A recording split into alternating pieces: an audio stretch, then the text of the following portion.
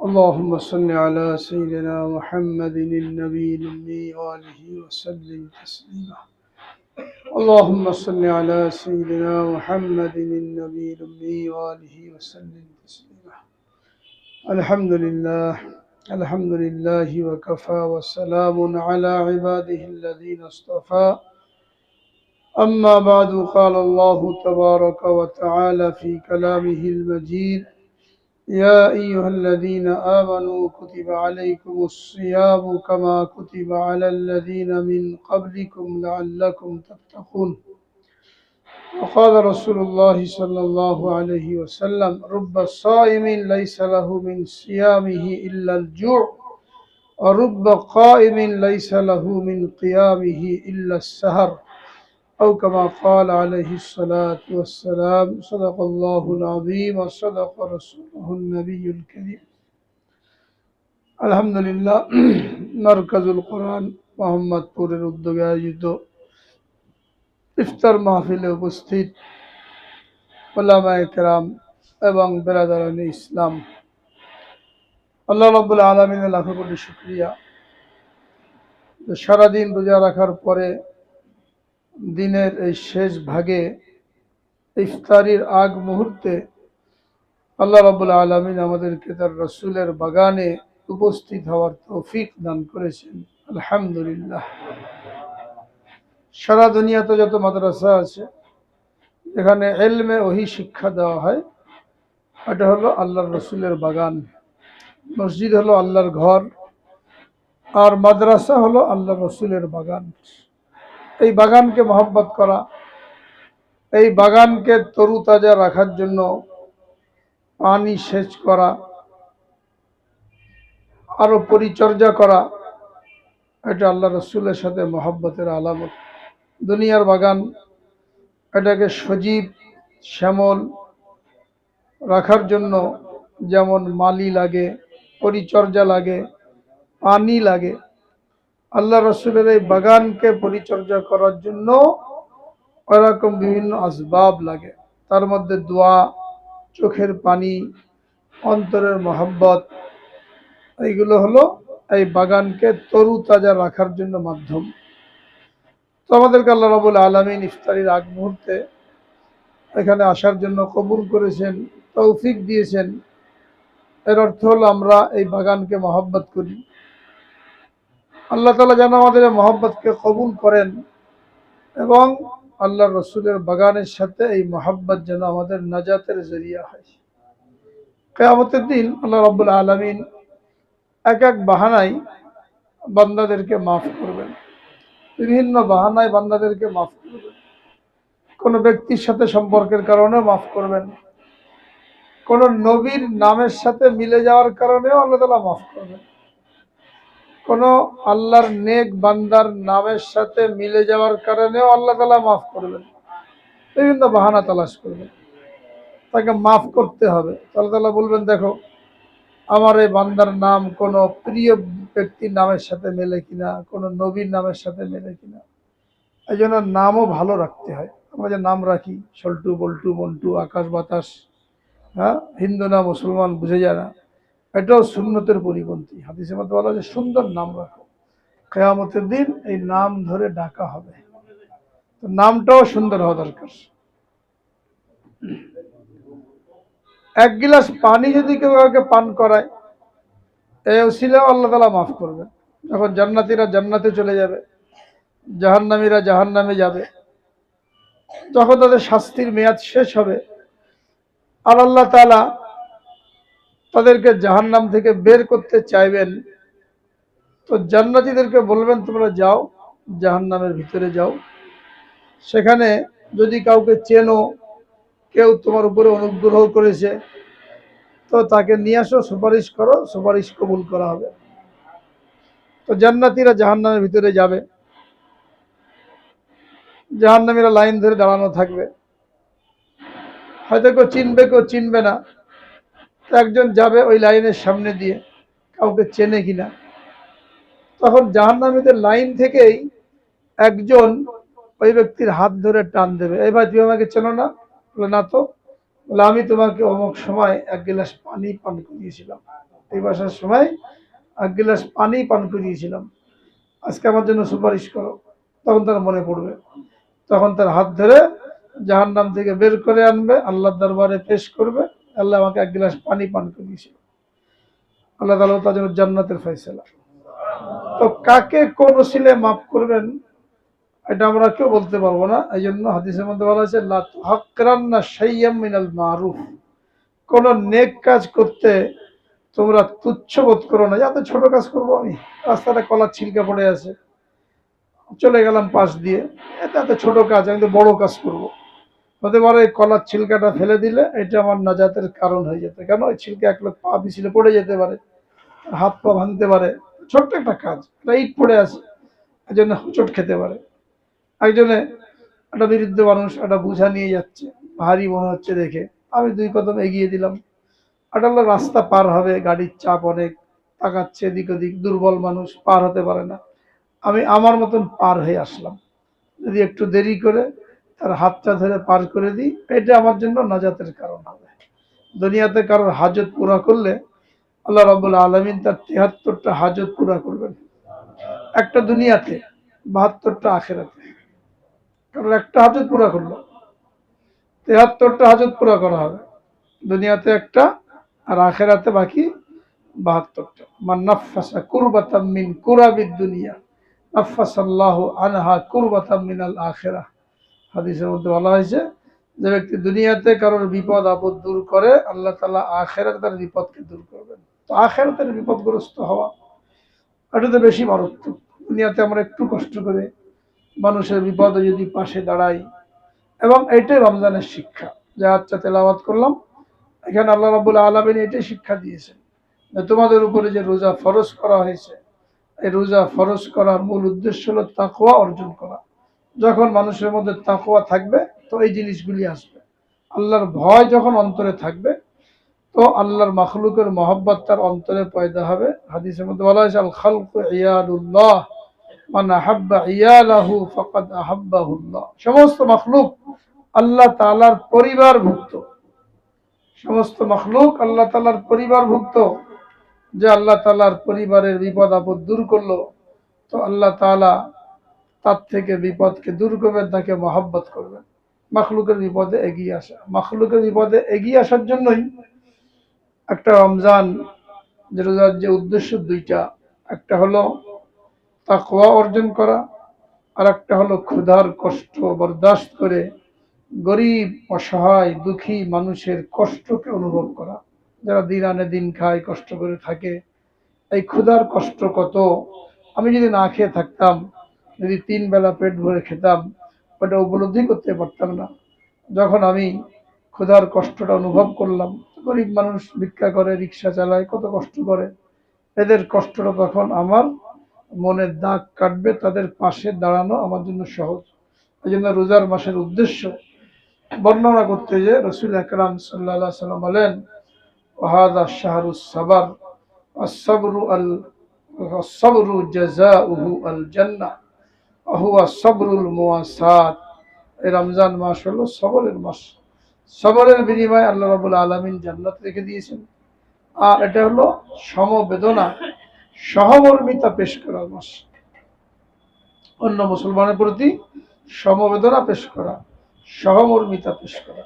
আমার ঘরে যদি 10টা আইটেম হয়, 5টা আইটেম হয় ইফতারির জন্য, সেহরির জন্য, আমার প্রতিবেশী আত্মীয় স্বজন গরিব তাদেরও যেন কমপক্ষে 1-2টা ব্যবস্থা হয়। এদের খোঁজ খবর নেওয়া, আমি তো কত আইটেম দিয়ে ইফতারি করি, কত রকম তরকারি দিয়ে খানা খাই, আমার প্রতিবেশীর কি অবস্থা, গ্রামে আমার আত্মীয়ের কি অবস্থা, হ্যাঁ গরিবের কি অবস্থা, এটা চিন্তা করে তার জন্য কমপক্ষে একটা আইটেমের ব্যবস্থা করা। এটা হলো মুওয়াসাত। নিজেই খরচ করলাম ইচ্ছা মতন, রমজানে কত খরচ করি আমরা, মন খুলে খরচ করি। এটা হাদিসের মধ্যে সুসংবাদ দেওয়া হয়েছে যে এই মাসে আল্লাহ তাআলা মুমিনের রিজিককে বৃদ্ধি করে দেন, এই মাসে মুমিনের রিজিককে বৃদ্ধি করে দেন। এই রিজিক বৃদ্ধির আলামতি আমরা দেখতে পাই, কত রকমের খাবার দাবার রাস্তাঘাটে মানুষের বাসায় বাড়িতে কত রকমের খাবার তৈরি হয়, যা বাকি 11 মাসে পাওয়া যায় না, যায়। এটা হাদিসের সুসংবাদ, রিজিকের মধ্যে বরকত দেওয়া হয়েছে, আর মানুষ মন খুলে খরচ করে। তো যখন বরকত দেওয়া হলো, আমরাও মন খুলে খরচ করলাম, এই খরচের একটা অংশ হলো গরিব মিসকিন অভাবী আত্মীয় স্বজন এদের জন্য খরচ করা। বিশেষ করে মাদ্রাসাগুলির মধ্যে এই যে কওমি মাদ্রাসাগুলি, এই মাদ্রাসাগুলি খোলা থাকে রমজানে, এখানে ছাত্ররা ইফতারি করে, এখানে খোঁজখবর নেওয়া ইফতারি সামগ্রী আছে কিনা। কারণ আমাদের মাদ্রাসা আছে পাশে, ওইখানে রমজানে 5 লাখ টাকা ইফতারির জন্য খরচ হয়। ছোলা, চিনি, এরপরে খেজুর, নগদ টাকা কেনার জন্য দেওয়া হয়। এটা 5 লাখ টাকা ইফতারির জন্য খরচ। এটা কোথেকে আসবে? এটা তো মানুষই দেয়। এই মাদ্রাসা আছে, এখানে প্রায় 30-40 জন ইফতারি করে। আরো ছোট ছোট মাদ্রাসা আছে। তো এইগুলো খোঁজ খবর নেওয়া যে আল্লাহ রসুলের মেহমান, আল্লাহ রসুলের বাগানের মধ্যে আল্লাহ রসুলের মেহমানরা আছেন, এদের ইফতারি কোনো সমস্যা হচ্ছে কিনা। আমি তো ঘরে 5-10 রকমের মধ্যে ইফতারি করেছি খুব মজা করে। আল্লাহ রসুলের মেহমানদের কি অবস্থা, এটা আমার কাছে চাওয়া লাগবে না। চাওয়ার আগে নিজে থেকে যে খবর নেওয়া। চাইলে তো সবাই দেয়, কিন্তু এটার চেয়ে উত্তম হলো আমি নিজে খবর নেব এখানে কি দরকার। বা নিজে দিয়ে আসলাম, 1 কার্টুন খেজুর কিনে দিয়ে আসলাম, 1 বস্তা চিনি কিনে দিয়ে আসলাম, 10 কেজি ছোলা কিনে দিয়ে আসলাম। সন্ধ্যার সময় আমার বাসার জন্য কিছু আইটেম কিনছি আমি, রাস্তা বিক্রি হচ্ছে, এখান থেকে কিছু আইটেম কিনে মাদ্রাসায় পাঠিয়ে দিলাম, মসজিদে পাঠিয়ে দিলাম। মসজিদে লোকেরা ইফতারি করে, প্রত্যেকটা মসজিদেই ইফতারি হয়, 50-60 লোক ইফতারি করে। এইভাবে খোঁজ নিয়ে কি করা, ইফতারির মধ্যে সহযোগিতা করা। কি হবে? হাদিসের মধ্যে বলা হয়েছে যে ব্যক্তি রমজান মাসে তার কোনো রোজাদার ভাইকে ইফতারি করালো, তো এইটা তার জন্য জাহান্নাম থেকে নাজাতের কারণ হবে। এবং রোজাদার ব্যক্তি রোজা রেখে যে পরিমাণ নেকি কামাই করেছে ওই পরিমাণ নেকি বোনাস হিসাবে ইফতার করানোওয়ালাকে দেওয়া হবে। সাহাবায়ে কেরাম মনে করলেন যে সারাদিন রোজা রাখার পরে যখন ইফতারি করানো হবে তো মনে হয় পেট ভরেই খাওয়াতে হবে। আমরা তো নিজেরাই গরিব। সাহাবায়ে কেরাম কত গুরবতের মধ্যে কাটিয়েছেন, এরকম তো কল্পনাই করা যায় না। একটা খেজুর, 1 গিলাস পানি, এই দিয়ে একটা দিন পার করেছেন। আয়েশা সিদ্দিকা রাদিয়াল্লাহু আনহা বলেন, আমরা 1 চাঁদ দেখলাম, 2 চাঁদ দেখলাম, 3 চাঁদ দেখলাম, মানে 2 মাস পার হয়ে গেছে, নবীজির ঘরে চুলা জ্বলে নাই, কোনো আগুন জ্বলে নাই, রুটি বানানোর মতন, তরকারি রান্না করার মতন কোনো আসবাব ছিল না। 2 মাস একটানা চুলা জ্বলে নাই। তাদের কাছে ঘটনা বর্ণনা করেছেন তাবেঈ। তারা জিজ্ঞেস করে, আম্মাজান আপনারা কি করে চলতেন, কি খেতেন? বলে একটা খেজুর, 1 গিলাস পানি। পানিও মদিনা শরীফ একটা মাত্র কুয়া ছিল, এই কুয়া থেকে পানি ভরে আনতে হতো, পানি ইচ্ছা মতন খাওয়া যেত না। একটা খেজুর আর 1 গিলাস পানি, এই দিয়ে আমাদের দিন পার হয়ে গেছে। এইভাবে দিন কাটিয়েছে। তো সাহাবায়ে কেরাম চিন্তা করলেন আমাদের এইভাবে দিন চলে, একজন রোজাদারকে ইফতারি করাবো, তার নিশ্চয়ই পেট ভরে খাওয়াতে হবে, নাহলে তো তার হক আদায় হলো না। জিজ্ঞেস করে, রাসূলুল্লাহ আমাদের মধ্যে অনেকেই তো এই সামর্থ্য রাখে না যে আমরা অন্যকে পেট ভরে খাওয়াবো। নবীজি বললেন, পেট ভরে খাওয়ানো কোনো জরুরি না। যদি কাউকে কেউ 1 ঢোক পানি, 1 ঢোক দুধ কিংবা একটা খেজুর দিয়েও ইফতারি করায়, তার জন্য এই পরিমাণ নেকি লেখা হবে। মূল হলো ইখলাস। আমি যাদেরকে দিচ্ছি কি জন্য? বাহবা পাওয়ার জন্য, মানুষকে দেখানোর জন্য, নাকি আল্লাহকে খুশি করার জন্য? যখন আমার নিয়তটা ঠিক থাকবে তো আমি যাই পারি। আমার সামর্থ্য নাই, আমি 10টা বেগুনি কিনে মাদ্রাসায় পাঠিয়ে দিলাম, মসজিদে দিয়ে দিলাম। যদি ইখলাস থাকে এটাই কি হবে, আমার নাজাতের জন্য যথেষ্ট হবে। আর লোক দেখার জন্য 1 বস্তা দিয়ে দিলাম, অমুক হাজি সাহেব দিয়েছেন, অমুক গাজী সাহেব দিয়েছেন, হ্যাঁ, লোক দেখানোর জন্য, এখানে কোনো ফায়দা নেই। এই জন্য সাহাবায়ে কেরামের দানের মর্যাদা বেশি আমাদের তুলনায়। যাই হোক, রমজান মাসের উদ্দেশ্য হলো গম গুসারি, গম খারি, সহমর্মিতা, সমবেদনা, একটা উদ্দেশ্য। আর একটা উদ্দেশ্য হলো তাকওয়া অর্জন করা। যখন আমরা ক্ষুধার কষ্ট করব এবং রোজার যে আদব আছে এই আদবগুলো পালন করব, তখন এই তাকওয়া অর্জন হবে। রোজা কবুল হওয়ার জন্য 6টা আদব আছে। এই আদবগুলো পুরা না করলে শুধু না খেয়ে থাকাই হবে, রোজা হবে না। যেটা হাদিসের মধ্যে বলা হয়েছে যে অনেক রোজাদার এমন আছে যাদের না খেয়ে থাকার কষ্ট ছাড়া আর কিছুই লাভ হয় না। সেহরি খেয়েছে, সারাদিন না খেয়ে আছে, কিন্তু ওই আদবগুলো পালন করে নাই। আদবগুলো পালন না করলে রোজা কবুল হবে না, তো না খেয়ে থাকা পর্যন্ত শেষ। 6টা আদব, এটা পালন করলে এই রোজাটা আল্লাহর দরবারে কবুল হবে এবং রোজার যে উদ্দেশ্য তাকওয়া, এই তাকওয়া অর্জন হবে। 1 নম্বর হলো চোখের আদব, চোখের হেফাজত। চোখ দিয়ে বেগানা, অশ্লীল, গুনার কোনো জিনিস না দেখা। প্রত্যেকটা অঙ্গের রোজা হয়, চোখের রোজা, কানের রোজা, জবানের রোজা, হাতের রোজা, পায়ের রোজা, পেটের রোজা, দিলের রোজা। এক একটা অঙ্গের অপব্যবহারের কারণে ওই অঙ্গের রোজা নষ্ট হয়ে যায়। চোখের হেফাজত করলো না, তো চোখের রোজা নষ্ট হয়ে গেল। আজকে আমাদের চোখ হেফাজত করা বহুত কঠিন। ঘরের মধ্যে থেকেও গুনাহ। আগে মানুষ বাইরে বের হতো, তো বাইরে বের হলে বেগানা মহিলা, নাবালেক সুন্দর বাচ্চা, এরাও বেগানা মহিলার হুকুমে। এদের সাথে এদের দিকে কামনার সাথে দৃষ্টিপাত করা একই রকম গুনাহ। তো বেগানা মহিলা তো আছেই, সরাসরি আছে। আর মার্কেটে গেলে তো কোনো কথাই নেই, মহিলা ভরা, বেগানা। গাড়ির মধ্যে একই অবস্থা। এখন ঘরের মধ্যে থেকেও চোখের হেফাজত করা মুশকিল। আজকে গুনার সবচেয়ে বড় মাধ্যম আমাদের সামনে, এটা হলো মোবাইল। বড় মোবাইলের কারণে ছোট বড়, আম খাস, আলেম জাহেল, সবাই গুনার মধ্যে লিপ্ত। 70 বছরের বিরুদ্ধ, সেও মোবাইলের মধ্যে দেখে মজা নিচ্ছে। হ্যাঁ, ফুটপাতে বাদাম বিক্রি করে, তার কাছে একটা বড় মোবাইল। ওজন মেপে বিক্রি করে, ওজন ওজন মাপে 5 টাকা করে, তার কাছে বড় মোবাইল। একটা মোবাইল চালাতে হলে 500 টাকা নেট লাগে। এবার একটা ওজন মাপে কয় টাকা লাভ করে? মাসে 500 টাকা নেটে চলে যাচ্ছে, কোনো কিছু গায়ে লাগে না। ওখানে সবাই নষ্ট করছে। তো রোজা রেখে সময় কাটানোর জন্য আগে লোকেরা লুডো খেলতো, ক্যারাম বোর্ড খেলতো, তাস খেলতো। এখন কি করে? মোবাইল নিয়ে ব্যস্ত। তো মোবাইল খুললেই তো গুনাহ। মেয়ে লোকের ছবি আসবে, ফেসবুকে যাবেন, মেয়ে লোক আসতেই থাকবে, ইউটিউবে যাবেন, মিথ্যা খবর আসবে, মহিলা আসবে, ঘন্টার পর ঘন্টা এর পিছনে ব্যয় হয়ে গেল। চোখের রোজা শেষ, না খেয়ে থাকাটাই শেষ। এই জন্য রমজানে শুধুমাত্র জরুরি কথা বলা ছাড়া মোবাইলকে অন্য কাজে ব্যবহার না করা। এখনো সময় আছে, আমরা সকলে নিয়ত করি যে রমজানে আমরা কমপক্ষে মোবাইলের ফেতনা থেকে দূরে থাকবো। কি বলেন? ইনশাল্লাহ। শুধুমাত্র কথা কতটুকু দরকার, এর বাইরে না ফেসবুকের দরকার আছে, না ইউটিউবের দরকার আছে, না অন্য কিছু দরকার আছে। কথা বলতে লাগে, এর মধ্যেই থাকলে এই চোখের গুনাহ থেকে বাঁচা সহজ। 1 নম্বর হলো চোখের হেফাজত করা। 2 নম্বর, কানের হেফাজত করা। কান দিয়ে গান শুনলাম, মিথ্যা শুনলাম, গীবত শুনলাম, সমালোচনা শুনলাম, গালাগালি শুনলাম। মুখ দিয়ে যেগুলো বলা হারাম, কান দিয়ে ওইগুলো বলাও হারাম।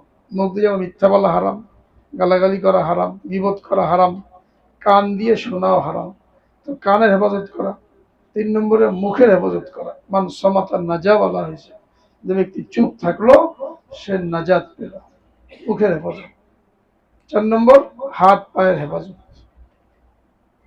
হাত দিয়ে কোনো অবৈধ জিনিস ধরবো না, অন্যায় করবো না, কাউকে মারবো না, যা যা গুনাহ হাতের দ্বারা হয়। পা দিয়ে কোনো অন্যায় কাজ করবো না, অন্যায় জায়গায় গমন করবো না। পায়ের হেফাজত। 4 নম্বর হলো হাত পায়ের হেফাজত। 5 নম্বর হলো অন্তরের হেফাজত। কালবে যদি বাজে চিন্তা আসে, খারাপ কল্পনা আসে, এর দ্বারা অন্তরের রোজা নষ্ট হয়ে যায়। যত রোগের কেন্দ্রবিন্দু হলো অন্তর। আলা ইন্না ফিল জাসাদি লা মুযগা ইযা সালুহাত সালুহাল জাসাদু কুল্লু ওয়া ইযা ফাসাদাত ফাসাদাল জাসাদু কুল্লু আলা ওয়া হিয়াল কলব। ভালো করে শুনে রাখো, অন্তরে একটা, শরীরে একটা গোশতের টুকরা আছে, এটা ঠিক থাকলে পুরো শরীর ঠিক। এটার মধ্যে ফাসাদ আসলে পুরো শরীরের মধ্যে ফাসাদ। সেটা হলো কলব, অন্তঃকরণ, দিল। এটা যদি নষ্ট হয়ে যায় সব নষ্ট। এই জন্য কলবকে হেফাজত করা। অন্তরে 10টা রোগ আছে, এই রোগগুলোকে দূর করা। আর 6 নম্বর হলো হালাল রিজিক দিয়ে ইফতার সেহরি করলেও বেশি না খাওয়া। হালাল বলে বেশি খেলাম, কেন? বেশি যদি খাওয়া হয় তাহলে ওই নফসানিয়াত, খায়সাত, এটা তো মরল না।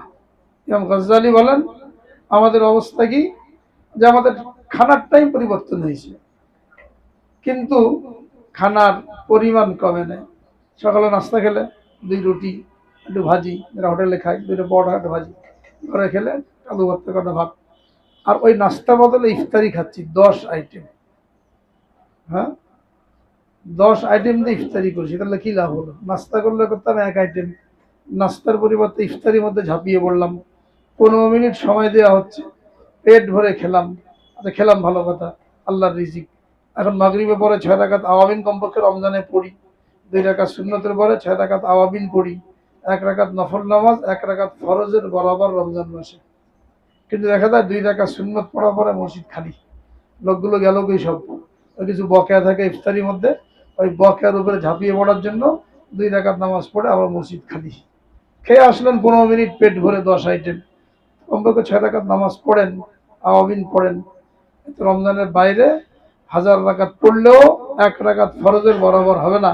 আর রমজানে 1 রাকাত নফল, 1 রাকাত ফরজের বরাবর। তো 2 রাকাত সুন্নতের পরে 6 রাকাত আওয়াবিন পড়া যায় না? কি বলেন? 15 মিনিট তো খাচ্ছি আমরা, 6 রাকাত কতক্ষণ লাগবে? 10 মিনিট লাগবে। 10 মিনিট সময় বেশি মসজিদে দিই। সকলে নিয়ত করি ইনশাল্লাহ আজকে থেকে আমরা আওয়াবিনের এহতেমাম করব। রমজানে যদি একটা রমজান এহতেমাম করতে পারি, বাকি 11 মাস আল্লাহ তাআলা তৌফিক দিয়ে দেবেন। আর আওয়াবিনের ফজিলত আসছে, যদি কেউ প্রতিদিন আওয়াবিনের নামাজ পড়ে তো আল্লাহ রাব্বুল আলামিন তার জন্য জান্নাতের মধ্যখানে বিশেষ অট্টালিকা তৈরি করবেন। আওয়াবিনের নামাজের এহতেমাম করা। তো হালাল রিজিক হলেও বেশি পরিমাণে না খাওয়া, কেন বেশি খেলে অন্তর, নফসানিয়াত, খায়সাত এগুলো মাথাচাড়া দিয়ে ওঠে, যার কারণে গুনার দিকে ধাবিত হয়। তো গুনাহ থেকে বাঁচতে হলে খাওয়ার পরিমাণ কমাতে হবে। এই 6টা আদব রক্ষা করে চললে ওই ব্যক্তি রোজা পরিপূর্ণতা লাভ করবে, আল্লাহর দরবারে কবুল হবে এবং তাকওয়ার দৌলত অর্জিত হবে, যেটা উদ্দেশ্য রোজার। এবং শুধু উম্মতে মুসলিমাকে না, উম্মতে মুহাম্মাদিয়াকে না, এর আগের সমস্ত উম্মতকে এই রোজা দেওয়া হয়েছিল। কেন দেওয়া হয়েছিল? সবার মধ্যে নফসানিয়াত আছে, সবার মধ্যে খায়সাত আছে। তো সবারই এই নফসানিয়াত, খায়সাত দমন করা দরকার। এই জন্য সব নবীকেই, সব উম্মতকে রোজা দেওয়া হয়েছিল। আমাদের জন্য বিশেষ পুরস্কার আল্লাহ রাব্বুল আলামিন দিয়েছেন, যা অন্য উম্মতকে দেওয়া হয় নাই। 5টা পুরস্কার দিয়েছেন। আর আমাদেরকে শবে কদর দিয়েছেন, যে শবে কদর অন্য উম্মতকে দেওয়া হয়, এটা পার্থক্য। অন্য সব উম্মতকে রোজা দেওয়া হয়েছে, কিন্তু আমাদের যে 5টা বিশেষ পুরস্কার, এটা উম্মতকে দেওয়া হয় নাই। এবং আমাদেরকে শবে কদর দেওয়া হয়েছে, যে শবে কদরের ইবাদত 83 বছর 6 মাস ইবাদত করার সমতুল্য। আমার হায়াতই পাবো না 83 বছর। উম্মতের বয়সই 60 থেকে 70 বছর। আমার উম্মতি মা বাইনা 60 ওয়া 70 সানা, আমার এই উম্মতের বয়স 60 থেকে 70 বছর। আর আমি এক শবে কদর পেলে 83 বছর ইবাদতের সওয়াব পেয়ে যাচ্ছি। এই জন্য রমজানের শুরু থেকে দোয়া করতে থাকা। আল্লাহ পাক তো মেহেরবানি করেছেন, বলতে গেলে নির্দিষ্ট করেই দিয়েছেন শবে কদর। সেটা কি? শেষ দশকের 5টা বেজোড় রাত। এর আগে হওয়ার সম্ভাবনা নাই, এর পরে হওয়ার সম্ভাবনা নাই। শেষ দশকের 5টা বেজোড় রাত, 21, 23, 25, 27, 29। অন্য রাতগুলো না পারি, কমপক্ষে এই 5 রাত জাগ্রত থেকে ইবাদত করা। সকলে নিয়ত করি ইনশাআল্লাহ। কি বলেন? হ্যাঁ, যা কিছু বলা হলো আল্লাহ রাব্বুল আলামিন কবুল করেন। আলহামদুলিল্লাহ, রমজান মাস তো শুরু হয়েছে, রমজান মাস চলে যাচ্ছে। রমজান মাসে প্রতিটি ইবাদতের মর্যাদা বৃদ্ধি পায়, দান সদকার মর্যাদা বৃদ্ধি পায়। ইবাদতের মর্যাদা একটা ফরজ 70টা ফরজের বরাবর, আর একটা সুন্নত একটা ফরজের বরাবর। আর দান সদকার পরিমাণ 700 গুণ পর্যন্ত বৃদ্ধি পায়। ইবাদত শারীরিক এটা আসে 70 গুণ, আর দান সদকা এটা হলো 700 গুণ। এই জন্য এই মাসে দান সৎকার পরিমাণও বাড়ানো। জাকাত তো আমরা দেবই, ফরজ। জাকাতের বাইরে নফল দানে অগ্রগতি লাভ করা, কেননা কিয়ামতের ময়দানে ফরজের মধ্যে ঘাটতি হলে নফল দিয়ে পুরো করা হবে। জাকাত দিলাম হিসাব করে, নফল কোনো দান নাই, জাকাতের মধ্যে ঘাটতি পড়লে এটা কোত্থেকে পুরো হবে? এই জন্য নফল দানের এহতেমাম করা।